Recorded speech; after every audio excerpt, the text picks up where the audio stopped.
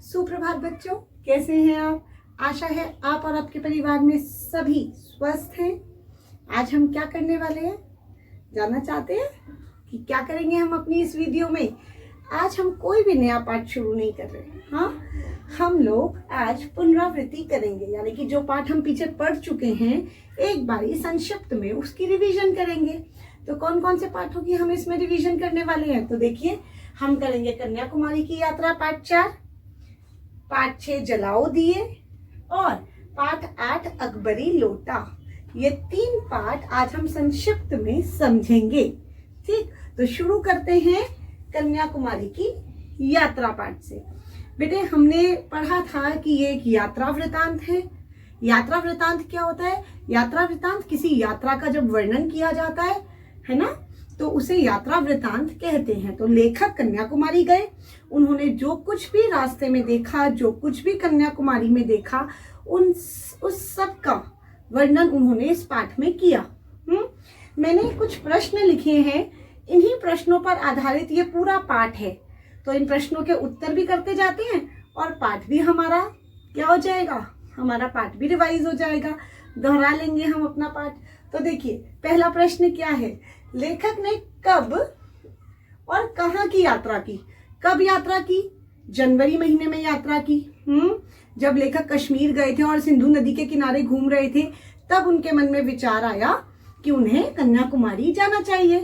तो कहाँ की यात्रा की? कन्याकुमारी की यात्रा की, है ना। उसके बाद लेखक द्वारा की गई यात्रा का वर्णन अपने शब्दों में कीजिए। तो यात्रा का वर्णन करना है। लेखक कैसे गए? तो लेखक नई दिल्ली से बैठे, किस में बैठे? बस में, ट्रेन में, कार में, कैसे गए? तो वो सबसे पहले उन्होंने ट्रेन ली, है ना। कर्नाटक केरल एक्सप्रेस में वो बैठे। किसके साथ गए? वो अपने मित्र हरीश वर्मा के साथ गए, है ना। जब वो केरल की राजधानी तिरुवनंतपुरम पहुंच गए ट्रेन से, बाय ट्रेन, तब उन्होंने वहां से केरल राज्य रोड परिवहन निगम से एक बस ली, है ना, और बस से पहुंच गए वो कन्याकुमारी 15 जनवरी को। ठीक है, तो ये तो हो गया वो कैसे गए। अब रास्ते में उन्होंने क्या क्या देखा? उन्होंने बहुत सारे नारियल के कुंज देखे, है ना, नारियल के बाग देखे, उन्होंने गन्ने के खेत देखे, करिम्पू दिया हुआ है, करिम्पू मतलब गन्ना, है ना। उन्होंने मरंतु वालमेले का पर्वत देखा, पथरीला पर्वत देखा, है ना। और जो नदी थी, जो सागर है या नदियां जो रास्ते में थी, उसकी जो सुंदर झलक थी, उसने उन्हें मोहित किया, है ना। वो मंत्रमुग्ध हो गए। ठंडी ठंडी हवाएं जो चल रही थी उससे उन्हें बहुत अच्छा लगा। तो ये सारा उनके यात्रा का वर्णन है। फिर जब वो वहां पहुंच गए तो विवेकानंद शिला मंडप पहुंचे। वो कहाँ पहुंचे? विवेकानंद शिला मंडप। तो ये विवेकानंद शिला मंडप क्यों प्रसिद्ध है? क्यों प्रसिद्ध है भाई? तो देखिए विवेकानंद शिला मंडप इसीलिए प्रसिद्ध है क्योंकि विवेकानंद जी 1892 में वो हिमालय पर्वत गए थे। हिमालय पर्वत के बाद, वहां की यात्रा करने के बाद वो कई तीर्थ स्थानों पे गए। तीर्थ स्थानों से जब वो वापस आए तो वो कन्याकुमारी आए। कन्याकुमारी पे जिस शिला पे बैठकर उन्होंने ध्यान लगाया, जिस शिला पे बैठ के उनको आत्मज्ञान की प्राप्ति हुई, वो शिला विवेकानंद शिला मंडप के नाम से प्रसिद्ध हो गई। ठीक है, तो इसीलिए यह प्रसिद्ध है। फिर कन्याकुमारी का मुख्य आकर्षण त्रिसिंधु सुषमा है। क्या आप सहमत है? यानी कि त्रिसिंधु, तीन सिंधु कौन कौन से? बंगाल की खाड़ी, अरब सागर और हिंद महासागर। ये तीनों जहां मिलते हैं कन्याकुमारी में, वो सुंदरता जो है वो मुख्य आकर्षण है। यानी कि लोग मुख्य रूप से उसी को देखने जाते हैं। तो क्या आप सहमत है? तो आप लिखेंगे हाँ जी, हम इस बात से सहमत हैं। ठीक है, कि त्रिसिंधु सुषमा जो है वो मुख्य आकर्षण है, क्योंकि जब लहरें ऊपर नीचे जब हिलोरे लेती हैं, चलती हैं, तो उसमें से जो ध्वनि निकलती है, जो आवाज निकलती है, वो सरगम के 7 स्वरों को भी पीछे छोड़ देती है ना। चारों तरफ नील वर्ण जो समुद्र है उसमें जो नावें चलती हैं वो मंत्रमुग्ध कर देती हैं। किनारे पे जो रंग बिरंगी बालू पड़ी हुई है, जो काली जो चट्टानें हैं, वो देखकर बहुत सुंदर लगता है ना।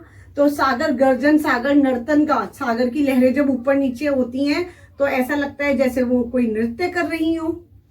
ठीक है, तो ये सब देखकर ऐसा लगता है कि इससे ज्यादा सुंदर दृश्य और कहीं हो ही नहीं सकता। ठीक, तो अपना कारण बता देंगे कि आपको ऐसा क्यों लगता है। फिर कन्याकुमारी के सूर्य दर्शन का वर्णन। देखिए, कन्याकुमारी में 3 ही चीजें हैं। एक विवेकानंद शिला मंडप जो देखने लोग जाते हैं, फिर त्रिसिंधु सुषमा का उस समुद्र को, ठीक है, और सूर्य दर्शन। तो सूर्य दर्शन का वर्णन अपने शब्दों में कीजिए। तो सूर्य दर्शन का जो दृश्य है वो बहुत ही मंत्रमुग्ध करने वाला है। चाहे वो सूर्योदय का दृश्य हो, चाहे सूर्यास्त का दृश्य हो। लेखक जब कन्याकुमारी गए तो वो सूर्यास्त के समय वहां गए, वहां जाकर उनको बहुत अच्छा लगा। वहां इतने लोग पहले से मौजूद थे जैसे वहां कोई मेला लगा हो। ठीक है, बहुत ही सुंदर दृश्य था सूर्यास्त का। तो आप ये सब लिखेंगे। उसके बाद आशय स्पष्ट कीजिए, यानी कि इस पाठ की कोई भी पंक्ति, 3-4 पंक्तियां, कोई भी पंक्ति आपको आ सकती है पेपर में, और आपको कहेंगे इसका अर्थ बताओ। तो जब भी अर्थ स्पष्ट के लिए आए तो आप कैसे करेंगे, आप लिखेंगे कि प्रस्तुत पंक्तियां, ये मैंने कुछ पंक्तियां लिखी है ना, तो आप लिखेंगे प्रस्तुत पंक्तियां कन्याकुमारी की यात्रा पाठ से ली गई हैं, जिसमें लेखक यह कहना चाहते हैं कि, अब क्या कहना चाहते हैं, जो भी पंक्तियां दी जाएंगी उसको अपने शब्दों में लिखना है, सेम टू सेम कॉपी नहीं करना। ठीक है, जैसे यहाँ पंक्तियां लिखी गई हैं कि समुद्र के तट से कभी धीमे और कभी प्रचंड स्वर से बार बार टकराती श्वेत गुच्छों वाली समुद्र लहरियों से एक ऐसी सुमधुर स्वर लहरी सुनाई देती है जिसकी तुलना में सरगम के 7 स्वर भी फीके से लगने लगते हैं। तो इसमें वो क्या कह रहे हैं कि जब लहरें ऊपर नीचे उठती है ना, तो उसमें से एक ऐसी सुंदर ध्वनि निकलती है जिसके आगे सरगम के 7 स्वर, ठीक है, वो भी फीके लगते हैं। तो आप इसको अपने ही शब्दों में इस तरह से लिख सकते हैं। ठीक है, तो ये था हमारा पाठ कन्याकुमारी की यात्रा। ठीक, आपने पूरे पाठ को अच्छे से पढ़ना है। चलिए बच्चों, अब देखते हैं अपना दूसरा पाठ। दूसरा पाठ कौन सा है हमारा, पाठ 6 जलाओ दिए, है ना। तो जलाओ दिए गोपाल दास नीरज द्वारा लिखी गई है ये कविता, है ना। तो इसके लिए मैंने कुछ प्रश्न लिखे हैं, इन्हीं प्रश्नों पर पूरा पाठ का हम सार कर लेंगे। तो पहला प्रश्न है, जलाओ दिए कविता में कवि ने क्या ध्यान रखने को कहा है। क्या बात हमें ध्यान रखनी है, कौन सी बात, तो कौन सी बात ध्यान रखनी है, जलाओ दिए पर रहे ध्यान इतना, अंधेरा धरा पर कहीं रह ना पाए। कवि हमें कह रहे हैं, बार बार हमें कह रहे हैं कि पूरी धरती पे प्रेम के ज्ञान के दिए जलाओ, मगर इस बात का ध्यान रखो कि कहीं पर भी दुनिया के किसी भी कोने में अंधेरा ना रहे। ठीक, ये कह रहे हैं। फिर दूसरा, मनुष्यता कब तक पूर्ण नहीं होगी। मनुष्यता मतलब इंसानियत। तो इंसानियत कब तक पूरी नहीं होगी, जब तक इस दुनिया के किसी एक घर में भी कोई व्यक्ति उदास है, कहीं किसी चीज की कमी है, खाने की, पहनने की, कोई सड़क पे सो रहा है ना, जब तक उसकी मूलभूत आवश्यकताएं एक इंसान की भी पूरी नहीं होंगी, किसी भी द्वार पर जब तक उदासी रहेगी, जब तक लोग एक दूसरे के खून के प्यासे रहेंगे, एक दूसरे से ईर्ष्या, जलन, द्वेष, नफरत ये सब करेंगे, एक दूसरे को मारेंगे, एक दूसरे का खून बहाएंगे, तब तक मनुष्यता पूर्ण नहीं होगी। चाहे हम कितने भी दान कर दें, चाहे हम कितने भी अच्छे काम कर लें, लेकिन अगर एक घर में भी, एक व्यक्ति के साथ भी पूरे संसार में ऐसा व्यवहार किया जा रहा है, तब तक इंसानियत पूरी नहीं होगी। ठीक, तो देखिए तीसरा प्रश्न देखिए, कवि के अनुसार संसार में व्याप्त अंधेरा कैसे समाप्त होगा। अब ये जो अंधेरा फैला हुआ है, ये तो आप और मैं हम सब जानते हैं, बहुत सारी बुराइयां हैं समाज में, है ना। अज्ञानता है समाज में, बेरोजगारी है, गरीबी है, भ्रष्टाचार है, हिंसा है, कितनी ईर्ष्या, द्वेष, जलन, ये सब है, अहंकार है लोगों के अंदर, ये सब कुछ लोगों में है, आप में, मुझ में, हम में। मगर ये खत्म कैसे होगा, ये अंधेरा जो व्याप्त है हमारे भीतर, इसे खत्म कैसे किया जा सकता है। तो कवि के अनुसार संसार में ये जो अंधेरा है ये तभी खत्म होगा जब मनुष्य खुद दीपक बनेगा, यानी कि जब मनुष्य के भीतर खुद ज्ञान की रोशनी आएगी, जब मनुष्य के अंदर खुद प्रेम की रोशनी आएगी, तब ये दीपक दूसरों को भी रोशन करेगा। ठीक है, तो मनुष्य का ही काम है दूर दूर तक क्या करना, फैले हुए अंधेरे को खत्म करना, और कोई नहीं कर सकता। चाहे नक्षत्र धरती पे ले आओ, चाहे दीपक जला लो, कितने भी तारे लगा नीचे धरती पे ले आओ, कुछ भी करो, लेकिन ये अंधेरा तभी खत्म होगा जब मनुष्य के भीतर ज्ञान की रोशनी, प्रेम की रोशनी जलेगी। ठीक, तो इसके बाद चौथा प्रश्न है, जलाओ दिए कविता का उद्देश्य क्या है, मूल भाव क्या है, कवि क्यों लिख रहे हैं ये कविता, क्या समझाना चाहते हैं इस कविता से। तो इस कविता का मूल उद्देश्य यही है कि मनुष्य के अंदर जो स्वार्थीपन है वो खत्म हो, मनुष्य केवल अपने बारे में ना सोचे, मनुष्य पूरी धरती में जितने भी लोग असहाय हैं, दुखी हैं, बेबस लाचार हैं, उन सब के बारे में सोचें। ठीक है, तो लोगों के अंदर प्रेम परोपकार का भाव जगाना, संसार में ऐसा ना हो कोई निर्धन है तो वो निर्धन ही रहे, कोई अमीर है तो वो अमीर ही रहे, सबके साथ समान व्यवहार हो, समानता हो, है ना, भाई बंधुत्व का भाव हो, यही उद्देश्य है इस कविता का। उसके बाद भाव स्पष्ट कीजिए, जैसे हमने यहाँ पे आशय स्पष्ट किया था ना, ऐसे ही कविता में से कोई भी पंक्तियां आ जाएंगी, एक दो कोई भी, और आपको कहेंगे भावार्थ बताओ, भाव स्पष्ट करो। तो कविता में भी हमें ऐसे ही करना होगा बेटे, पहले कवि का नाम लिखना होगा। ठीक है, प्रस्तुत पंक्तियां कहां से, प्रस्तुत पंक्तियां जलाओ दिए कविता में से ली गई हैं, जिसमें कवि गोपाल दास नीरज यह कहना चाहते हैं कि, क्या कहना चाहते हैं, तो देखिए पंक्तियां, लगे रोशनी की झड़ी झूम ऐसी, लगे रोशनी की झड़ी झूम ऐसी, निशा की गली में तिमिर राह भूले, खुले मुक्ति का वह किरण द्वार जगमग, खुले मुक्ति का वह किरण द्वार जगमग, उषा जा न पाए निशा आ न पाए। तो इन पंक्तियों में कवि क्या कहना चाहते हैं, इन पंक्तियों में कवि कह रहे हैं कि सभी लोगों के जीवन में इतनी खुशियां आ जाएं, इतनी खुशियां आ जाएं, खुशियों की झड़ी लग जाए कि अंधेरा भी वहां आने से, कोई भी बेबसी लाचारी दुख भी वहां आने से डरे, वो भी अपना रास्ता भूल जाए। ठीक है, वो भी वहां ना आए, और एक किरण द्वार जगमग, एक मुक्ति का द्वार खुल जाए, ऐसा द्वार जहां से ऐसा दरवाजा हो जगमगाता हुआ सा, जहां पर उषा जा ना पाए, रोशनी खुशियां तो जीवन से मनुष्य के कभी जाए ना, और दुख निशा आ ना पाए, और अंधेरा कभी भी उसके जीवन में लौट कर ना आए। ठीक, तो इस तरीके से प्रश्न आपसे पूछे जा सकते हैं। ठीक है, तो यही पूरा हमारा पाठ है, कविता की एक एक पंक्ति को आपने ध्यान से पढ़ना है। चलिए बच्चों, अब अपना आखिरी तीसरा पाठ, कौन सा, पाठ 8 अकबरी लोटा, एक बार इसके बारे में भी संक्षिप्त में जान लेते हैं, क्या था ये पाठ। तो देखिए, पहला क्वेश्चन मैंने क्या दिया है, लाला झाऊलाल कौन थे, उन्होंने अपने मित्र को अपनी कौन सी विपदा सुनाई। तो लाला झाऊलाल कौन थे, लाला झाऊलाल काशी के ठठेरी बाजार में रहते थे, है ना, वो ना तो बहुत गरीब थे ना ही अमीर थे, बहुत आराम से उनका गुजारा चलता था, उनकी दुकानें थी जिनसे 100 रुपए मासिक किराया आ जाता था, बहुत आराम से जिंदगी कट रही थी, किसी भी प्रकार की कोई भी दिक्कत परेशानी नहीं थी, है ना। तो लाला झाऊलाल के बारे में तो कौन थे वो तो हमने बता दिया। उसके बाद उन्होंने अपनी कौन सी विपदा अपने मित्र को बताई, तो उनके मित्र कौन थे, बिलवासी मिश्र, है ना। तो पंडित बिलवासी मिश्र को उन्होंने अपनी कौन सी मुसीबत के बारे में बताया, जो उनकी पत्नी ने उनसे 250 रुपए की मांग कर दी थी अचानक, और वो 250 रुपए जो उनके पास थे नहीं, है ना।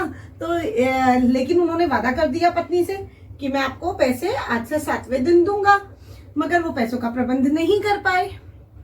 ठीक है, तो पैसों का प्रबंध न होने के कारण वो बहुत ज्यादा परेशान थे, अपनी पत्नी के सामने उन्हें अपमानित होना पड़ता। तो यही सारी विपदा उन्होंने अपने मित्र पंडित बिलवासी मिश्र को बताई। ठीक है, अपने शब्दों में आप लिख देंगे। फिर दूसरा है हमारा, लाला अपना गुस्सा पीकर पानी पीने लगे। गुस्सा पीकर पानी पीने लगे। तो लाला झाऊलाल को गुस्सा क्यों आया, किस बात पर वो गुस्सा थे? तो लाला झाऊलाल को गुस्सा तब आया जब उनकी पत्नी ने, ठीक है, उन्हें पानी तो लाकर दिया, मगर किस में लाकर दिया? एक लोटे में, और वो भी उस लोटे में जो लोटा उन्हें बिल्कुल भी पसंद नहीं था, जो बहुत ही बेढंगा था, जिसकी शक्ल सूरत बिल्कुल अच्छी नहीं थी। ठीक है, तो उन्होंने अपने गुस्से पर काबू क्यों किया? उन्होंने अपनी पत्नी को एक भी उल्टी बात, कुछ भी उल्टा सीधा नहीं बोला, है ना, अपने गुस्से पर काबू पाया। तो क्यों? क्योंकि उनको इस बात का डर था कि अगर वो गुस्सा करेंगे, अपनी पत्नी को अपशब्द कहेंगे या कुछ भी गलत बोलेंगे, तो हो सकता है आगे से उन्हें खाना भी ना मिले, या अगर खाना मिले तो शायद बाल्टी में लाके मिले, है ना। तो इसलिए उन्होंने कहा कि पत्नी के सामने कुछ भी उल्टा नहीं कहना चाहिए।